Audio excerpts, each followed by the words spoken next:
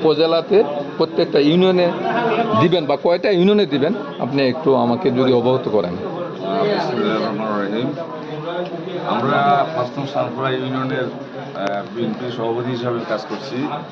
আমাদের নেতা সৈয়দ মোহাম্মদ ফজল সাহেব উনি দীর্ঘদিন যাবৎ আমাদের প্রত্যেক বন্যা দুর্গত এলাকা সময় আসলেও উনি ত্রাণ বিতরণ করেন এবং শীত বস্ত্র শীতের সময় উনি শীত বস্ত্র দেন এবং আমাদের রমজান মাসে ইফতার সামগ্রী উনি দেন। এই পর্যায়ে আমরা এই এলাকার মধ্যে যে বন্যা দুর্গত এলাকা এই এলাকার মধ্যে আমরা 100টি ত্রাণ সামগ্রী আমরা এনেছেন। আমরা এই মুহূর্তে আমাদের নেতা সৈয়দ মোহাম্মদ ফজল সাহেবের ছোটো ভাই মাধবপুর উপজেলার সাবেক উপজেলা চেয়ারম্যান শাহজাহান সাহেব উপস্থিত আছেন, আমাদের উপজেলার সাবেক উপজেলা চেয়ারম্যান সৈয়দ লাকুত হাসান সাহেব উপস্থিত আছেন এবং বিএনপির অন্যান্য নেতৃবৃন্দ এখানে উপস্থিত আছেন। আমরা এখানে মোটামুটি 110 প্যাকেট আমাদের ইউনিয়নকে দেওয়া হয়েছে। আমরা এগুলো এখন ত্রাণ বিতরণ করব এবং সৈয়দ মোহাম্মদ শাহজাহান সাহেবের নেতৃত্বে এবং আমাদের ফজল সাহেবের ছোটো ভাই ওনার নেতৃত্বে এবং আমাদের এই এলাকার আমার উপজেলা চেয়ারম্যান সোনারহাট উপজেলা বা সাবেক চেয়ারম্যান সৈয়দ লাকুত হাসান সাহেবের নেতৃত্বে এখন আমাদের গরিবদের যারা বন্যা দুর্গত এলাকার তাদেরকে আমরা প্রাথমিক একটা লিস্ট করেছি। এই লিস্ট অনুযায়ী আমরা এখন ত্রাণ বিতরণ করব এবং সবাই এখানে উপস্থিত হয়েছে এবং আমাদের নেতারা 9টার সময় আসছে। বিএনপির নেতাকর্মী যারা আছে আমাদের ইউনিয়নের সবাই এখানে উপস্থিত হয়েছেন এবং সুন্দরভাবে আমরা চাই এই ত্রাণ বিতরণ করা এবং এটা অব্যাহত থাকবে। এবং আমাদের সৈয়দ মোহাম্মদ ফজল সাহেব বলছেন যে আমি যতদিন জীবিত আছি আমি শীত বস্ত্র প্লাস ইফতার সামগ্রী এবং বন্যা দুর্গত এলাকায় আমি যতদিন পর্যন্ত জীবিত আছি আমি এটা দিয়ে যাবো এবং আমার পরবর্তী বংশধর যারা আছে আমার ছেলেমেয়ে যারা আছে তারাও আমি বলে যাব তারাও যেন এটা অব্যাহত রাখে। এই অবস্থায় আমরা এটা এই ধরনের একজন নেতা আমার মনে হয় বাংলাদেশে আছে কিনা জানি না, আমরা সুখে দুঃখে উনি আমাদের সাথে থাকেন সবসময় এবং আমাদের খোঁজখবর নেন।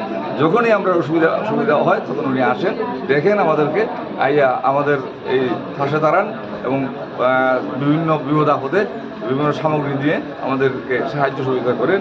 আমরা আশা করি ওনার জন্য আমরা সবাই আমাদের ইউনিয়নবাসী আমরা সবাই ওনার জন্য দোয়া করি, ওনার জন্য আল্লাহ দীর্ঘায়িত করে এবং উনি যেন আরও বেশি করে আমাদের এই সাহায্য সহযোগিতা করতে পারেন।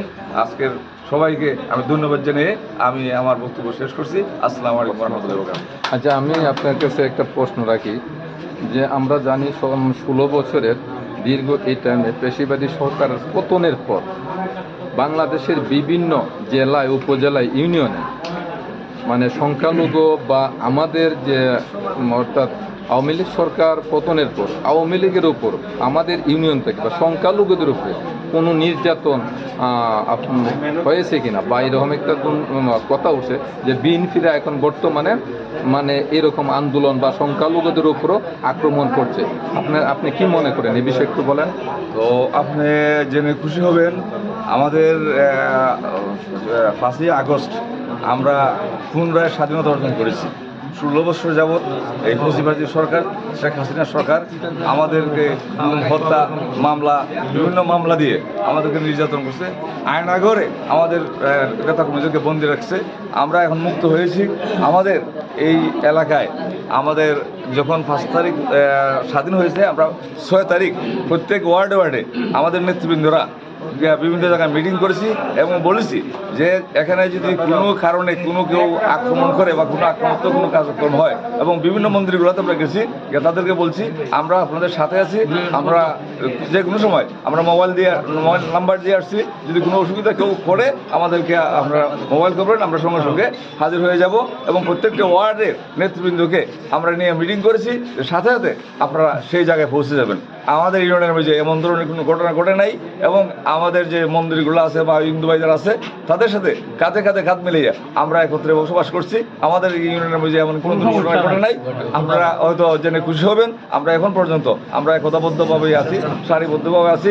আমাদের মধ্যে এখনো কোনো দুর্নীতি বা কোনো কিছু আক্রমণাত্মক কোনো কিছু হয় নাই। মন্দিরগুলোও ভালো অবস্থায় আছে এবং হিন্দু ভাইদেরকেও আমরা সাথে নিয়ে কাজ করছি, তারাও খুব সুখে শান্তিতে আছে, তাদের কোনো অভিযোগ আছে তাই আমরা আপনাদেরকে ধন্যবাদ জানাই। আমাদের ইউনিয়নবাসীকে ধন্যবাদ জানাই। আসসালামু আলাইকুম। আচ্ছা, এখানে